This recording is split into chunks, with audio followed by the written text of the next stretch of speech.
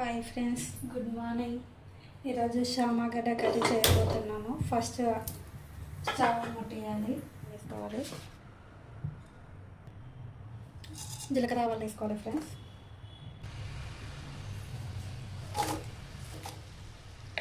Onions, కరివేపాకు వేసుకోవాలి. కొంచెం అల్లం పేస్ట్ వేయాలి, తర్వాత కలుపుకోవాలి ఫ్రెండ్స్. తగినంత మిరప వేసుకోవాలి.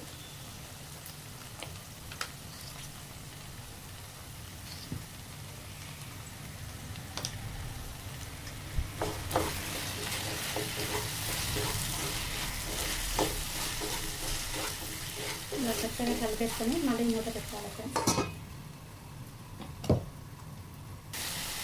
ఒకసారి ఇట్లా కలుపుకోవాలి ఫ్రెండ్స్. కలుపుకొని టమాటా వేసుకోవాలి. టమాటా వేసుకొని కొంచెం వాటర్ యాడ్ చేసుకోవాలి, చారు కావాలనుకున్న వాళ్ళు. ఒకసారి ఇట్లా మిక్స్ చేసి వదిలేయాలి.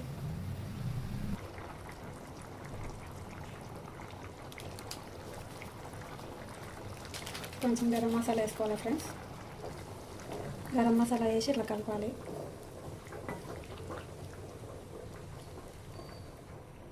మూత పెట్టాలి. ఇలా ఉడికిన తర్వాత ఒకసారి కలిపి స్టవ్ ఆఫ్ చేయాలి ఫ్రెండ్స్. మూత పెట్టాలి. అయిపోయింది.